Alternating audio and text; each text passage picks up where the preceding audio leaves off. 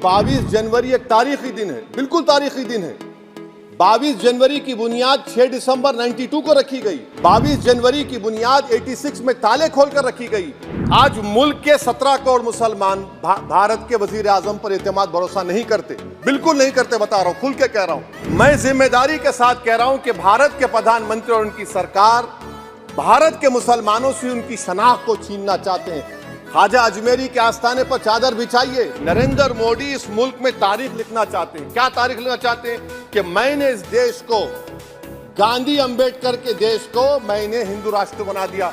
मैं अपने बचपने में जब हिस्ट्री पढ़ता था तो मैंने एक स्टैचू की फोटो देखी थी, प्रीस्ट किंग ऑफ मोहनजोदारो। ऐसा लगता है कि वैसा ही लग रहा है कि प्रधानमंत्री नहीं है बल्कि पुजारी सम्राट बन चुके हैं वो। हमारे देश के प्रधानमंत्री सर, वतन अजीज के वजीर आजम, मैं बड़ी जिम्मेदारी के साथ कह रहा हूं कि मैं अपने बचपने में जब हिस्ट्री पढ़ता था तो मैंने एक स्टैचू की फोटो देखी थी, प्रीस्ट किंग ऑफ मोहनजोदारो।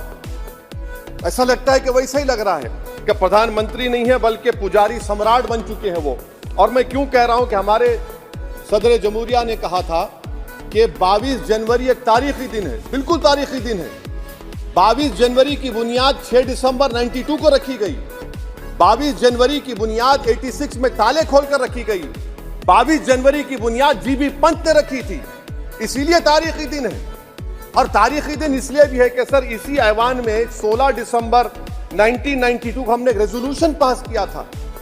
आप बताइए कि आज इस मुल्क में चाहे कोई सेकुलर पार्टी का हो या जो भी हो, वाले सब सेकुलर है, बुरा मैं हूं, किसी में हिम्मत नहीं है कि 6 दिसंबर की बात की जाए। और वो तारीखी दिन इसलिए भी है सर, इंसाफ करने वालों में एक एनसीएलटी के चेयरमैन, एक गवर्नर और एक नामजद शुदा रुकने पार्लियामेंट बैठे हुए थे। अब आप बताइए मेरे पास बचा क्या है? बचा यह है कि आर्टिकल 32 बचा है जिसको बाबा साहब अम्बेडकर ने दिया। आज मुल्क के 17 करोड़ मुसलमान भारत के वजीर आजम पर एतमाद भरोसा नहीं करते, बिल्कुल नहीं करते, बता रहा हूं, खुल के कह रहा हूं। अगर आप आर्टिकल 32 का ड्यू प्रोसेस ही खत्म कर देंगे तो फिर मेरे पास क्या बचेगा सर? क्या बचेगा? मैं तो यहां खड़े होकर वो सुप्रीम कोर्ट के मायानाज बेबाक वकील दुष्यंत दवे की तरह तो नहीं कह सकता।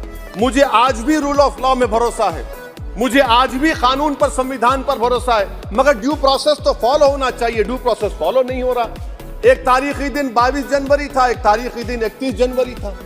सर रात के अंधेरे में अपील किए बगैर आप आरे लेकर रास्ता खोल देते हैं। क्या पैगाम दे रहे हैं सर? 600 साल की मेहरौली की मस्जिद को बगैर को नोटिस दिए आपने डिमोलिश कर दिया। मैं जिम्मेदारी के साथ कह रहा हूं कि भारत के प्रधानमंत्री और उनकी सरकार भारत के मुसलमानों से उनकी शनाख्त को छीनना चाहते हैं। ख्वाजा अजमेरी के आस्थाने पर चादर बिछाइए, मगर आप जो चादर मुझसे छीनना चाह रहे हैं, मेरी मस्जिद है, आप हर मस्जिद को छीनना चाहते हैं। आप बताइए 17 करोड़ मुसलमानों को क्या पैगाम दे रहे हैं आप कि आप हर मस्जिद को छीन लेंगे मुझसे? फिर मेरा वजूद किस माने रखता है? मेरा शनाख्त क्या माने रखता है? रूल ऑफ लॉ क्या माने? अच्छा, 1991 के प्लेसेस ऑफ वर्शिप एक्ट पर क्यों नहीं बोलते आप लोग? आप उस पर कायम है ही नहीं है।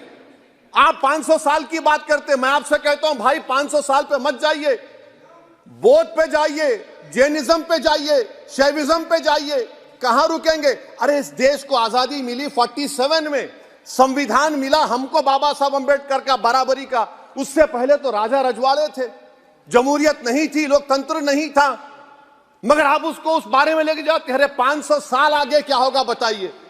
आप किसी एक सिविलाइजेशन, सर अंग्रेजी में किसी ने कहा था, civilization can not be rewritten by hatred, history can not be corrected by demolition. आप ये नहीं कर सकते। और मैं उम्मीद करता हूं कि जब मौर्रिख तारीख लिखेगा, नरेंद्र मोदी इस मुल्क में तारीख लिखना चाहते हैं। क्या तारीख लिखना चाहते हैं? कि मैंने इस देश को, गांधी अंबेडकर के देश को मैंने हिंदू राष्ट्र बना दिया। मैं उम्मीद करता हूं कि हमारे भारत के, हमारे हिंदू भाई देश के प्रधानमंत्री की सोच को नाकाम करेंगे। उन पर है, अब देखते हैं क्या होता है।